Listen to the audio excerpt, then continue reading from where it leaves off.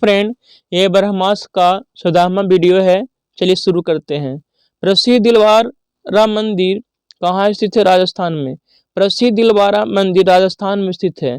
भीम प्रथम के सामंत विमल ने आबू पर्वत पर दिलवारा का प्रसिद्ध जैन मंदिर बनवाया था। राजस्थान स्थित दिलवारा का जैन मंदिर जैन स्थापत्य कला का प्राचीनतम उदाहरण माना जाता है। महावीर जैन ने अपनी अंतिम सांस ली कहाँ? पावापुरी में। महावीर स्वामी ने अपनी अंतिम सांस 72 वर्ष की अवस्था में 468 ईसा पूर्व में पावापुरी में ली थी। महावीर स्वामी की मृत्यु के बाद जैन धर्म का नेतृत्व उनके शिष्य सुधर्मन ने संभाला था। निम्नलिखित में से किस एक विचार का प्रचलन महावीर ने किया? ब्रह्मचर्य का। जैन धर्म के 23वें तीर्थंकर पार्श्वनाथ ने भिक्षुओं के लिए केवल 4 व्रतों का विधान किया था: सत्य, अहिंसा, असत्य तथा अपरिग्रह। परंतु महावीर ने इसमें 5वां व्रत ब्रह्मचर्य भी जोड़ दिया तथा उसका पालन करना अनिवार्य बताया। मिलान करना है कि जीनों का नाम है और उनके संज्ञान। चलिए मिलान करते हैं। पार्श्वनाथ का हो जाएगा क्या? सर्प। पार्श्वनाथ सर्प। आदिनाथ का साइन क्या था? वृषभ। आदिनाथ का वृषभ। आदिनाथ का वृषभ। आदिनाथ का वृषभ। और महावीर का साइन क्या था? सिंह। महावीर का सिंह। और शांतिनाथ का क्या था? तो हिरण। चलिए आगे प्रश्न देखते हैं। महावीर ने किस भाषा में उपदेश दिए थे? प्राकृत भाषा में महावीर ने उपदेश दिए थे। महावीर ने अपना उपदेश प्राकृत भाषा में दिया था, लेकिन जैन धर्म का अधिकांश ग्रंथ अर्धमागधी भाषा में लिखे गए थे। जैन साहित्य को आगम कहा जाता है। महावीर स्वामी अपने बड़े भाई नंदीवर्धन की अनुमति से 30 वर्ष की अवस्था में अपने घर का त्याग किया था। महावीर को ज्ञान की प्राप्ति जृंभी ग्राम के समीप ऋजुपालका नदी के तट पर हुई थी। महावीर स्वामी का जन्म 540 ईस्वी पूर्व में हुआ। वही मृत्यु 468 ईस्वी पूर्व में हुई थी। चलिए नेक्स्ट प्रश्न है। त्रिरत्न की अवधारणा किससे संबंधित है? जैन धर्म से।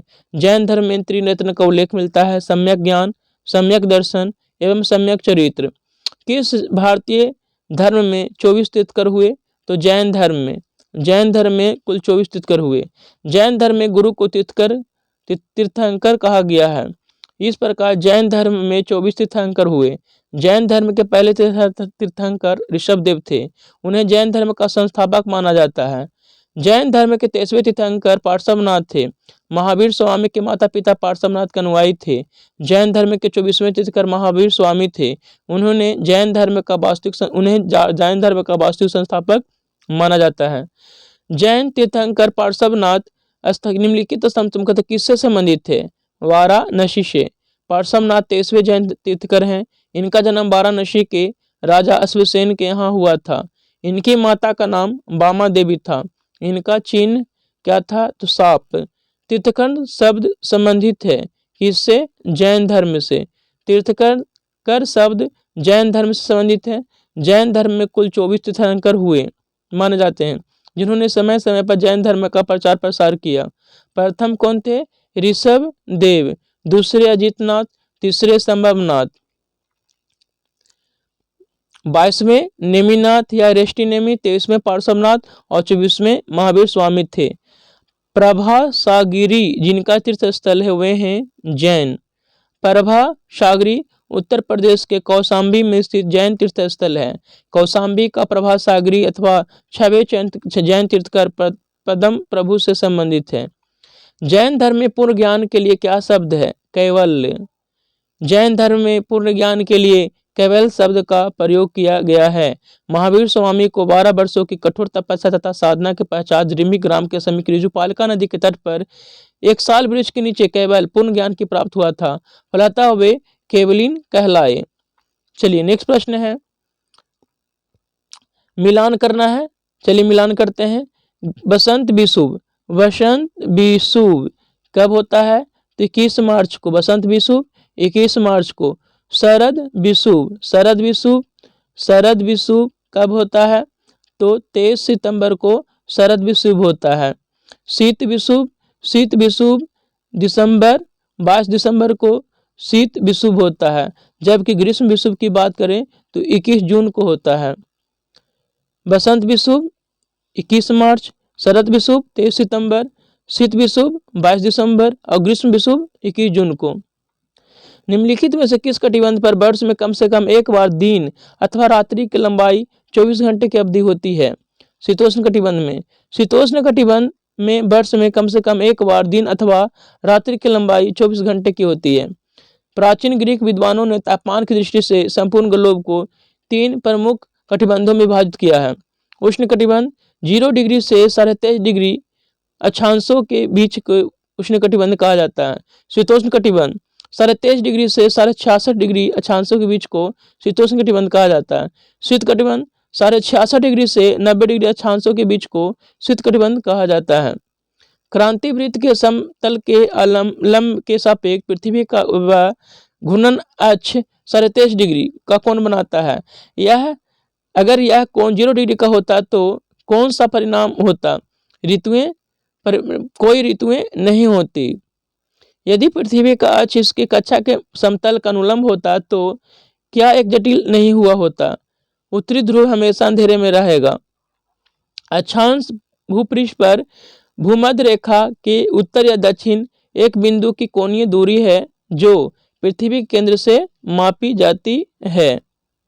चलिए नेक्स्ट प्रश्न है, पृथ्वी के केंद्र से मापी जाती है। विषुवत वृत्त 0 डिग्री अक्षांश को प्रदर्शित करता है। एक डिग्री अक्षांश 60 मिनट के तुल्य होता है और 1 मिनट 60 सेकंड के तुल्य। ग्रीष्म अयनांत प्रति वर्ष होता है 21 जून को। ग्रीष्म अयनांत 21 जून को कर्क रेखा पर सूर्य की किरणें लंबवत पड़ती हैं, अतः उत्तरी गोलार्ध में सूर्य की सबसे अधिक ऊंचाई होती है, जिससे यहाँ दिन बड़ा और रात छोटी होती हैं। उत्तरी गोलार्ध में दिन अवधि सर्वाधिक लंबा होता है। इस स्थिति को कर्क संक्रांति अथवा ग्रीष्म अयनांत कहा जाता है, जबकि दक्षिणी गोलार्ध में दिन छोटे और रात्रि बड़ी होती है। सूर्य से पृथ्वी की दूरी कितनी है? 149.6 मिलियन किलोमीटर। सूर्य से पृथ्वी की औसत दूरी 149.6 मिलियन किलोमीटर है। सूर्य से पृथ्वी का निकटतम दूरी 147 मिलियन किलोमीटर है। यह स्थिति 3 जनवरी को होती है। इसे उपसौर कहते हैं। सूर्य से पृथ्वी का अधिकतम दूरी 152 मिलियन किलोमीटर है। यह स्थिति 4 जुलाई को होता है। इसे अपसौर कहा जाता है। कौन सा सौर मंडल का भाग नहीं है? निहारिका नेबुला। यह एक अत्यधिक प्रकाशमान आकाशीय पिंड है जो गैस एवं धूल कणों से मिलकर बना होता है। काहिरा का समय ग्रीनविच से 2 घंटा आगे है, अतः यह स्थित है 30 डिग्री पूर्वी देशांतर पर। चूंकि काहिरा ग्रीनविच से 30 डिग्री पूर्वी देशांतर पर है, अतः उसका समय ग्रीनविच से 2 घंटे आगे है। 15 डिग्री देशांतर 1 घंटे का समय अंतराल होता है, अतः 30 डिग्री 2 घंटे का अंतराल रहेगा। पृथ्वी के 1 डिग्री देशांतर घूमने में 4 मिनट का समय लगता है। आदि रेखांश कहाँ से गुजरती हैं? ग्रेट ब्रिटेन से गुजरती हैं। कौन सी भाषा भारतीय संविधान की 8वें सूची में उल्लेखित नहीं है? तो कौन नहीं? अंग्रेजी। संविधान की 8वें सूची में भारत की राजभाषा का उल्लेख किया गया है।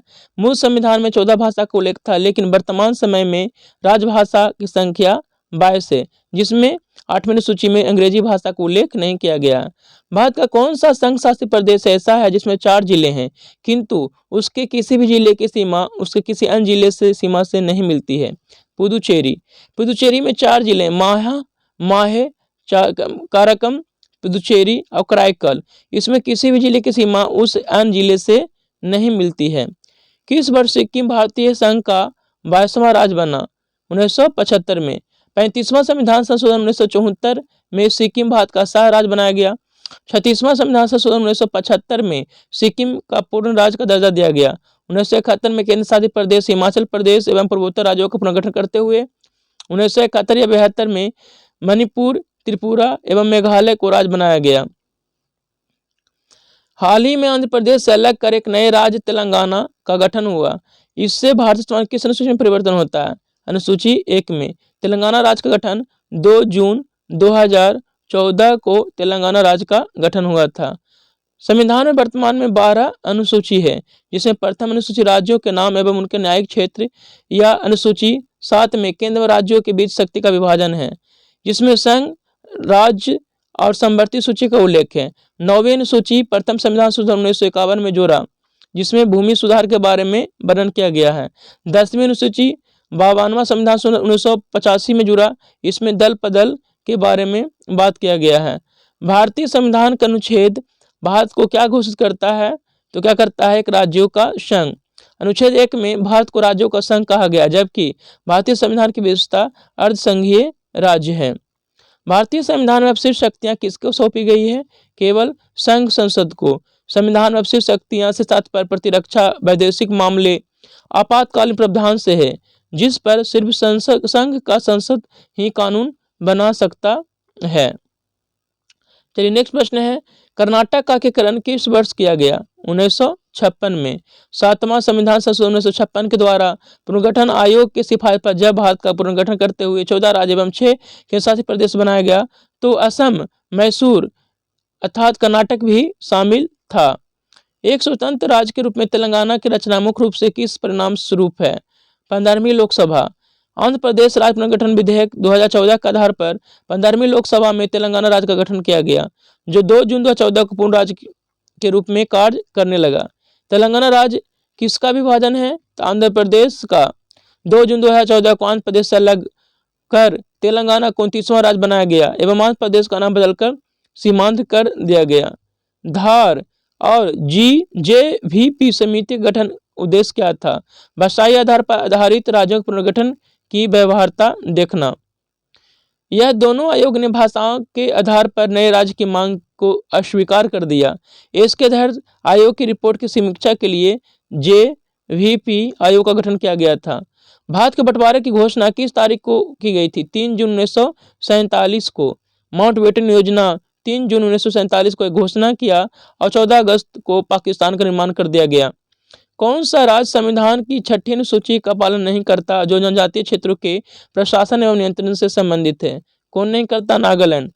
6ठी अनुसूची में 4 राज्य असम, मेघालय, त्रिपुरा और मिजोरम राज्य के बारे में बात किया गया है। बीमारू में एम किस राज्य को दर्शाता है, मध्य प्रदेश को। बीमारू राज्य से तात्पर्य बिहार, मध्य प्रदेश, राजस्थान और उत्तर प्रदेश। आशीष बोस समिति की सिफारिश से 1980 में बीमारू शब्द का प्रयोग किया गया, जो पिछड़ा हुआ राज्य था। चलिए नेक्स्ट प्रश्न है, नेक्स्ट प्रश्न देख लेते हैं। एक्स किरणें वास्तव में क्या होती हैं, विद्युत चुंबकीय तरंगे हैं। एक्स किरणें क्या है, विद्युत चुंबकीय तरंगे हैं। परिदर्शी पेरिस्कोप में होने वाली प्रकाश की परिघटना परिवर्तन है। परिदर्शी पेरिस्कोप में होने वाली प्रकाश की परिघटना परावर्तन एवं अपवर्तन है। यदि अवरोधक का आकार बहुत छोटा हो तो प्रकाश अपने सरल रेखीय संचलन से हट जाता है। यह अवरोध के किनारों पर मुड़कर छाया में प्रवेश कर जाता है। प्रकाश के इस प्रकार के अवरोध के किनारे पर थोड़ा मुड़कर उसकी छाया में प्रवेश करने की घटना को प्रकाश का विवर्तन कहा जाता है। डॉक्टरों द्वारा व्यक्तियों के पेट की आंतरिक परीक्षा हेतु प्रयुक्त अंतर्दर्शी एंडोस्कोप प्रकाश की किस पर निर्भर है, पूर्ण आंतरिक परावर्तन पर निर्भर करता है। डॉक्टरों द्वारा रोग व्यक्तियों को पेट की आंतरिक परीक्षा हेतु प्रयुक्त अंतर्दर्शी एंडोस्कोप प्रकाश के पूर्ण आंतरिक परावर्तन पर निर्भर करता है। चलिए नेक्स्ट प्रश्न है, कौन से पदार्थ से लगभग 100 केल्विन तापमान पर अतिचालक के रूप में काम लाया जा सकता है, सिरेमिक। सिरेमिक पदार्थ को लगभग 100 केल्विन तापमान पर अतिचालक के रूप में काम में लाया जा सकता है। कौन पदार्थ अर्धचालक है, सिलिकॉन और जर्मेनियम अर्धचालक सेमीकंडक्टर के उदाहरण हैं। विद्युत बल्ब में निम्न दाब पर नाइट्रोजन या आर्गन गैस की कुछ मात्रा इसलिए भरी जाती है ताकि तंतु का वाष्पन न हो जाए, फिलामेंट गल न जाए। विद्युत बल्ब में निम्न दाब पर नाइट्रोजन एवं आर्गन गैस की कुछ मात्रा इसलिए भरी जाती है ताकि फिलामेंट गल न जाए।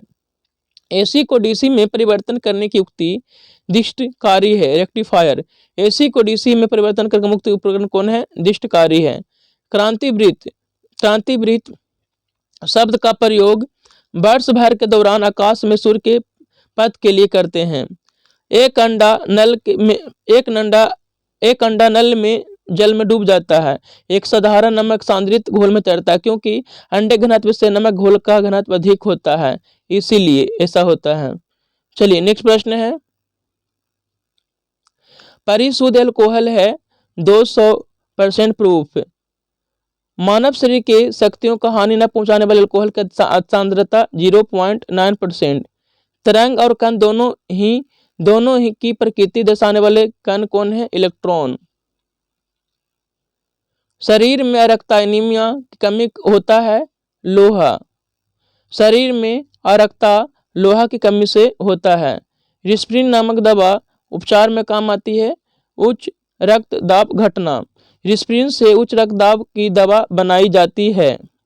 शरीर में टीके द्वारा दवा देने की अस्वस्थ सिरिंज को रोगाणुरहित करने का उत्तम तरीका है उस अल्कोहल में थोड़ी देर के लिए छोड़ देना। चलिए नेक्स्ट प्रश्न है, हमें किसके प्रति ग्राम अंतर्गहन सर्वाधिक शक्ति में मिलती है? कार्बोहाइड्रेट से। किससे? कार्बोहाइड्रेट से। पदार्थ में कौन सी कीटनाशक को तरह इस्तेमाल नहीं किया जा सकता? ब्लीचिंग पाउडर को इस्तेमाल नहीं किया जा सकता। अभ्रा का मुख्य प्रयोग बिजली उद्योग में होता है। ग्रामीण विद्युतकरण तथा घरेलू खाने पकाने के उपयुक्त और सस्ता साधन कौन है? बायोगैस। प्लास्टिक टेप रिकॉर्डर के टेपों पर लेपित कोटेड किया जाने वाला पदार्थ कौन है? लौह ऑक्साइड। साधारणतः इस्तेमाल होने वाली वस्तुओं में कौन सा मिश्र धातु नहीं है? तांबा एक तत्व है, ये मिश्र धातु नहीं है। पीतल तांबा और जस्ता का मिश्रण होता है कांसा तांबा एवं टीन का। वाशिंग सोडा घोल कहा जाता है, क्या होता है? क्षारीय होता है। वृद्धि हार्मोन स्रावित होता है पिट्यूटरी ग्रंथि से। किससे स्रावित होता है? पिट्यूटरी ग्रंथि से। सबसे बड़ी ग्रंथि कौन है? सबसे बड़ी ग्रंथि यकृत लीवर है। कौन ग्रंथि अंतःस्रावी और बहिःस्रावी दोनों है? पैंक्रियाज। पैंक्रियाज को ही अग्नाशय कहते हैं। ये अंतःस्रावी और बहिःस्रावी ग्रंथि दोनों हैं। डायबिटीज इंसिपिड रोग होता है इंसुलिन की कमी से। और अधिकता से कौन होता है? मधुमेह रोग। इंसुलिन की अधिकता से मधुमेह रोग और कमी से मधुमेह दिवस 14 नवंबर को मनाया जाता है। रक्त में हार्मोन्स किसकी उपस्थिति रहते हैं? डिनर, मोनोमर, पॉलीमर सभी का। गर्भ निरोधक गोलियां में अधिकतर होता है एस्ट्रोजन और प्रोजेस्टेरोन। गर्भ निरोधक गोलियां में अधिक होता है एस्ट्रोजन और प्रोजेस्टेरोन। कौन सा जंतु द्विलिंगी होता है? जोंक द्विलिंगी है। जोंक द्विलिंगी होता है। रजत मछली सिल्वर होती हैं, कीट होती हैं। क्या होती हैं? कीट।